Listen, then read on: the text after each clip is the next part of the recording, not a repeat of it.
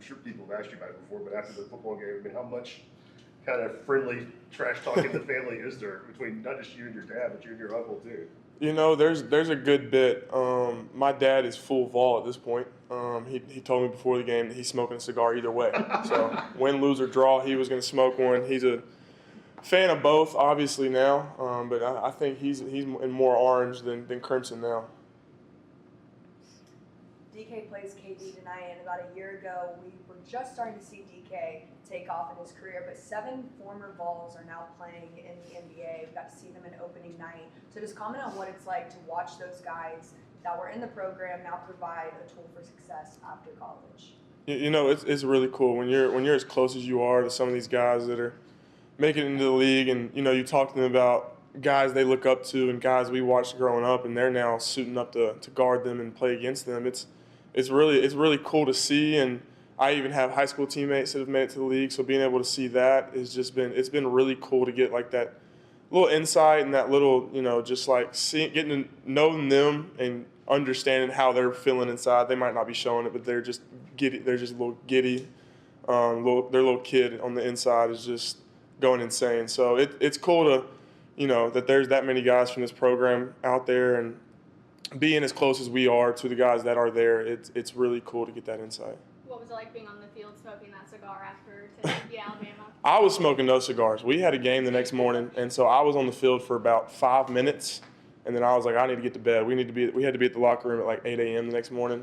So, it was a blast. I got to see a bunch of my really good friends. I got to see Ethan Davis, who we played AAU growing up together from middle school on. So being able to see him, and he had a really good game. It was really cool.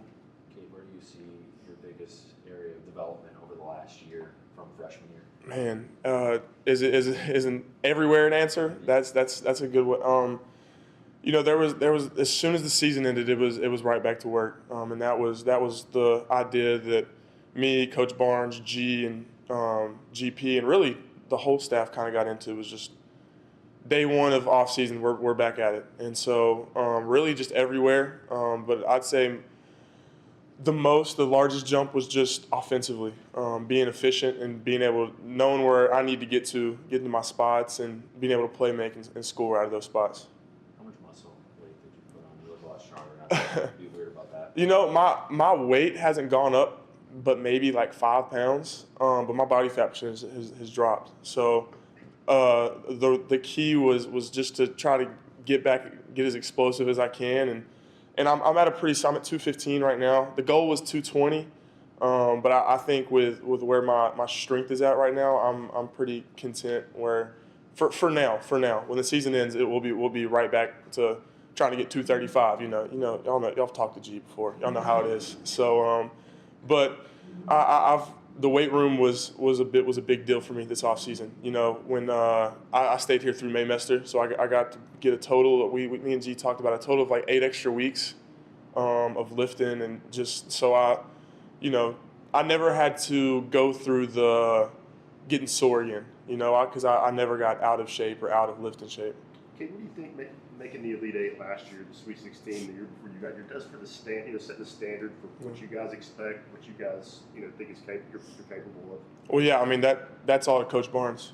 His standard every day is national championship, and so when we get to those moments, those are moments that you've prepared for all year, and that's the bar that's been set all year. So, you know, it's a bar that last year being able to do it and go there was amazing, but it still leaves that hunger in you that there's still 2 more games out there that we haven't been able to play at, and being able to chip away at those 2 games, and then maybe the next year chip away at another game, and it's just how this program is. You know, it's a championship mindset every day. It's an intensity that our goals are lofty and they are obtainable.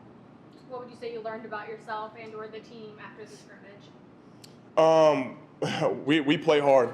We play really hard. We got a bunch of guys that play really, really hard, and you know, sometimes I'm a victim of this too. Is you don't play smart when you play hard sometimes. So being able to match both of those, playing smart and playing hard, is something that we're really, really focusing on going in this Indiana game. But we have a group of 10, 11, 12 guys that play freaking hard, and so you know, if you can bring that night in and night out, even if shots aren't falling, you're going to be able to squeak out some wins. And so that's kind of the identity this team is we're going to play hard and we're going to be confident. We've got a lot of really good guys on this team, and if you're not playing confident, then why are you out there? You know, we've worked this hard together that if we have teammates that aren't playing confident, like you're hurting us, like you're hurting more than just yourself.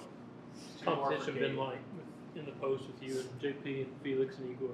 You know, it's been a blast. We've been able to just freaking battle at each other. You know, JP and Felix at the 5 just banging with each other, and then me and Igor just running around all over the place. It's been a lot of fun, and even I've gotten to take my turns, you know, going at Felix, and so that's a tight group of 4 guys right there, and we enjoy pushing each other every day, you know, because when you have that many different types of centers and forwards and that small of a group, you can grow in every, like Igor's been my workout partner since he got here in late July, you know, from the Polish national team. So being able to learn from him and how skilled he is and how, you know, just polished his European game of playing off pivots has taught me a lot. And so being able to have a group of 4 guys like that where you can take things from all 4 of them, it's awesome. It's a good thing that we've built up. Coach Barnes would say both are way behind, but from a player's perspective, which is ahead, the offense or the defense on this team? Oh man, I might join with Coach Barnes on this one. Both behind, you know. I guess that's the coach's response, but we know that there's steps to take to, like I said, the standard that we've set, the bar that we've set. There's steps to be made on both offensive and defensive. Defensive is like I said, we got guys that play hard, but sometimes playing hard can get in the way of playing smart. And on defense, there's a lot of that involved. And then offense is the same way. And then along with offense is just getting guys to play comfortable, confident and comfortable. You know, like I said earlier, we work this hard, and guys individually have worked this hard to get into the games and get into live practicing, and not do what you've worked on is hurting more than just yourself. Thanks, Cade. Thanks, Cade. Thanks, Cade.